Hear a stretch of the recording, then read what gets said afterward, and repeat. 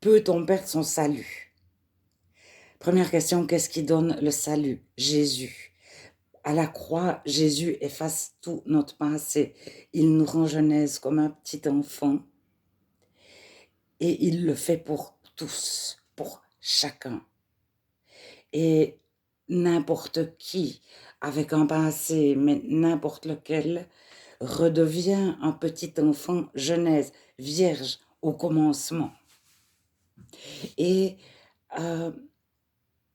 il change d'angle de vue, de paradigme, de façon de concevoir la vie, métanoïa, voir les choses autrement, penser autrement, donner de l'importance à des choses qui n'en avaient pas, trouver mal des choses que la personne trouvait bien, trouver bien des choses que la personne trouvait mal.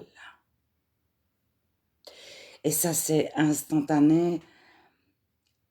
C'est Dieu qui nous purifie, qui nous lave le cœur, les pensées, notre pensée, tout ce qu'on a de mauvais, mais tout ce qu'on a de bon. Et c'est là que l'orgueil, au moment où on se dit, moi, j'ai bien réussi, on manque d'amour vers quelqu'un parce qu'on se compare en disant, l'autre n'a pas réussi. Devenir chrétien, la première chose, c'est d'aimer Dieu. On aime Dieu, on aime chacun. Et on réalise combien chacun est aimé par Dieu.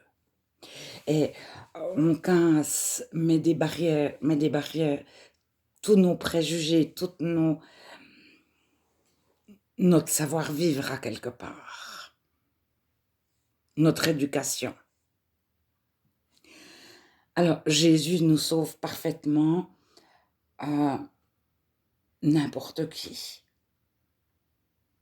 Donc, le salut ne dépend pas de nous. Jésus nous sauve. Donc, peut-on perdre un salut qui ne dépend pas de notre comportement? Du tout. De nos actions. C'est pas de faire juste ou de faire faux, de faire du mal à d'autres, de pécher, ou de se faire du mal à soi-même, de pécher contre soi-même.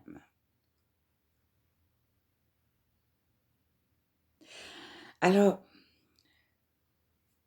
nous ne pouvons pas décider d'être sauvés, comme nous ne pouvons pas décider de ne plus être sauvés. Voilà. Alors, peut-on perdre notre salut? Alors, je ne crois pas aux doctrines.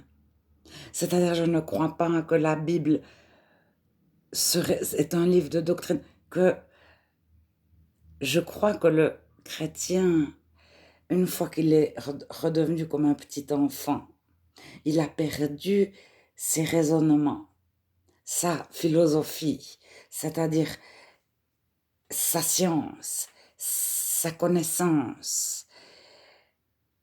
Il redécouvre tout à nouveau. Et il marche avec Dieu un jour à la fois. Et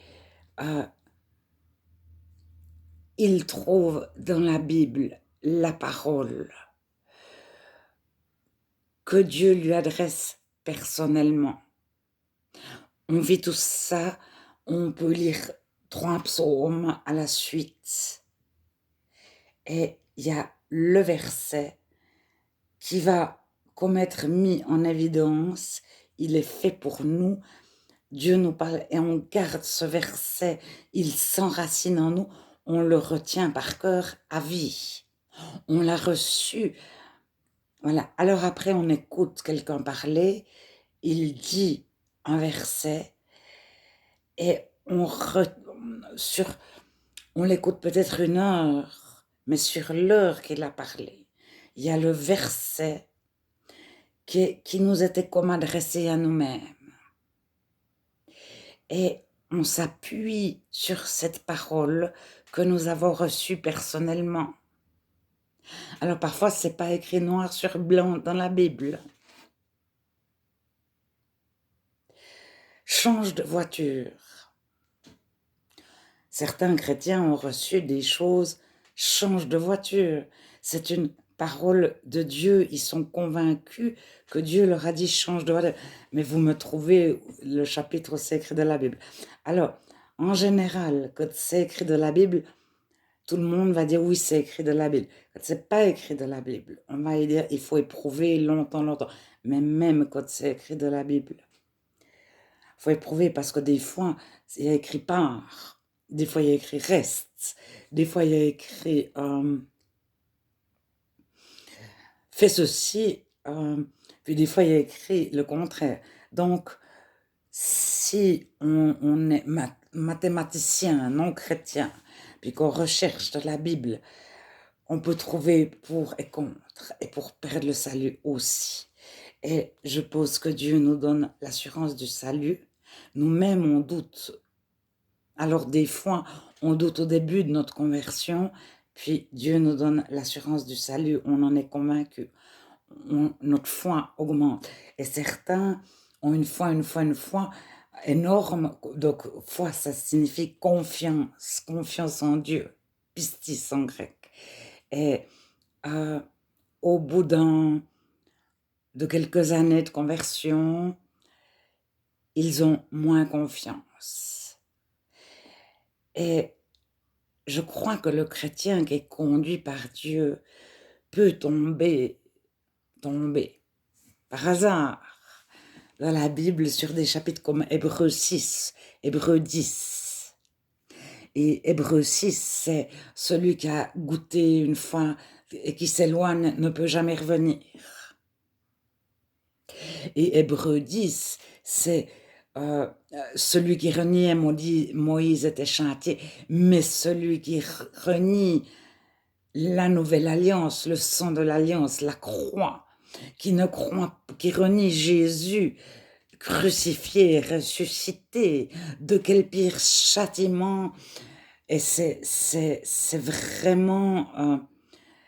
mais dans tout le chapitre, c'est ne perdez pas votre assurance, gardez l'espérance. Donc l'espérance, c'est croire avoir la vie éternelle, être sauvé définitivement, sans avoir besoin de bien prier ou de bien se repentir. Mais attention, parce que repentance, c'est métanoïa. Alors Dieu nous demande d'être transparent. Il lave notre cœur, on met notre cœur à sa lumière. Mais c'est sa lumière qui nous éclaire. On ne peut pas de soi-même dire oui, hier j'ai fait ça, il y a 3 ans j'ai fait ça, il y a 2 semaines j'ai fait ça. C'est Dieu qui nous montre. Et au moment où il montre, il met en lumière, la lumière éclaire les ténèbres, il n'y a plus de ténèbres. C'est fini. Il n'y a pas besoin de raconter toute sa vie. Alors on peut tomber sur Hébreux 10 et Hébreux 6. Mais le verset 9, en Hébreux 6, c'est le verset 39, en Hébreux 10 dit, mais nous ne sommes pas, nous ne renions pas Dieu pour se perdre, nous gardons la foi. Et il y a plusieurs versets, le juste vivra par la foi. D'ailleurs, en hébreu, aussi dit, je pense, qu'il y a le juste vivra par la foi, c'est-à-dire par la confiance en Dieu, par la confiance que Dieu nous sauve. De l'Ancien Testament, Dieu sauve, le nom de Dieu sauve. Il n'y a aucun autre nom sur la terre par lequel nous puissions être sauvés. Il y a 40 fois Dieu sauve dans l'Ancien Testament. Et dans le Nouveau Testament, Jésus sauve, Jésus sauve. Jésus est le sauveur du monde.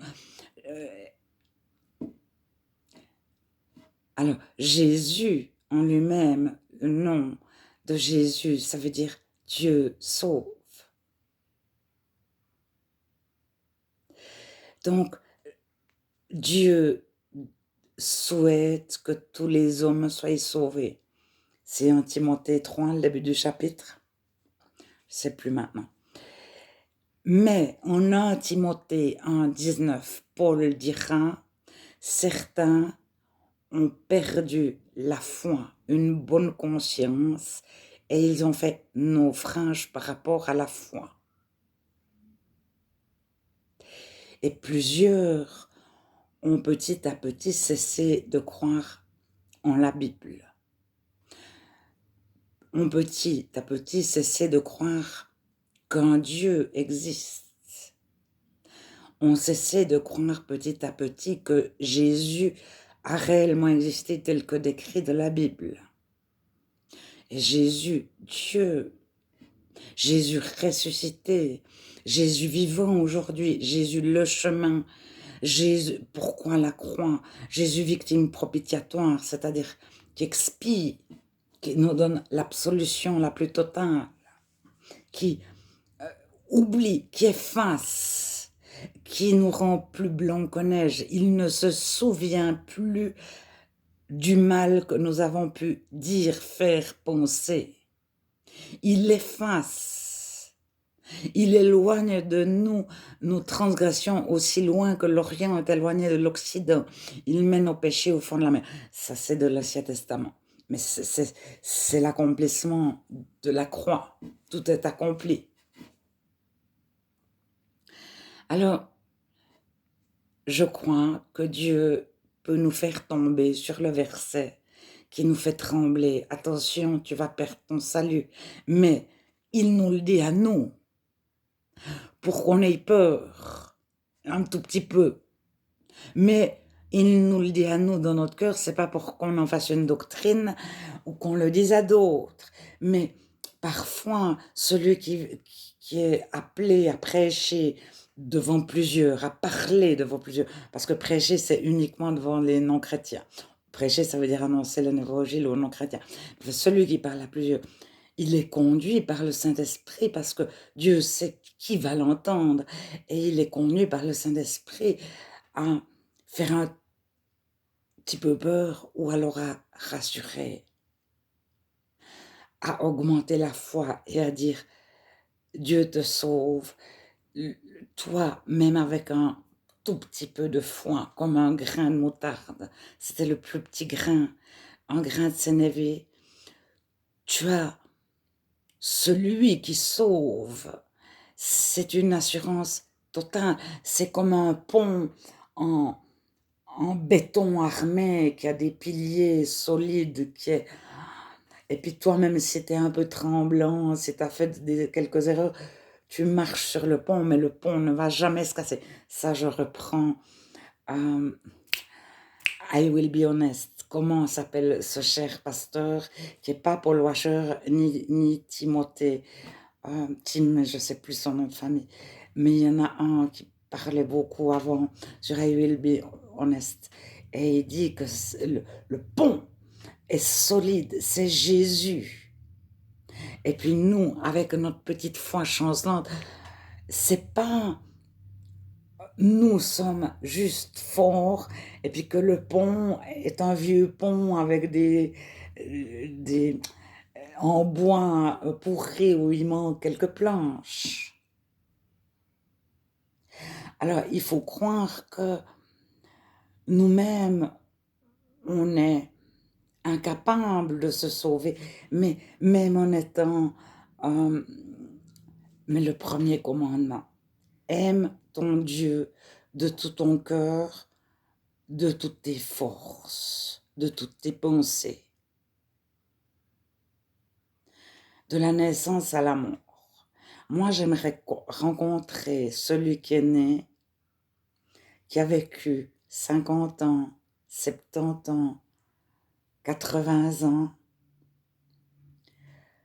en aimant Dieu de toutes ses forces et de toutes ses pensées. Ça veut dire qu'il n'a pas de pensée pour autre chose. Bien que aimer Dieu, c'est être aimé de Dieu et c'est aimer les personnes. Donc, c'est pas non plus rester devant Dieu en contemplation, isolé de tout. C'est apporter l'amour de Dieu concrètement. Aimer son prochain, c'est pas seulement en pensée, c'est aussi en action. Et ça, c'est pas Jacques, hein? Donc Jacques, c'est les œuvres de la foi. Montre-moi ta foi par tes œuvres. Alors, une œuvre de charité, c'est pas la même chose qu'une œuvre de foi. Je l'ai déjà dit, je le redis. Une œuvre de charité, on comprend tous. Une œuvre de foi, c'est quand Dieu nous dit, je vais te donner un jardin. On n'a pas de jardin, on n'a aucun papier, on n'a rien lu. Il n'y a personne qui est venu nous dire que nous aurions un jardin. On n'a rien. C'est vraiment la foi à l'aveugle. Et on va acheter des graines pour planter des salades et des carottes. Ça, c'est une œuvre de foi. On n'a mais rien qui nous démontre que nous pourrions un jour avoir un jardin. Mais Dieu nous a dit, tu auras un jardin de 3 semaines, donc on va acheter des carottes, des petites graines de carottes pour planter dans notre jardin. Ça, c'est une œuvre de foi.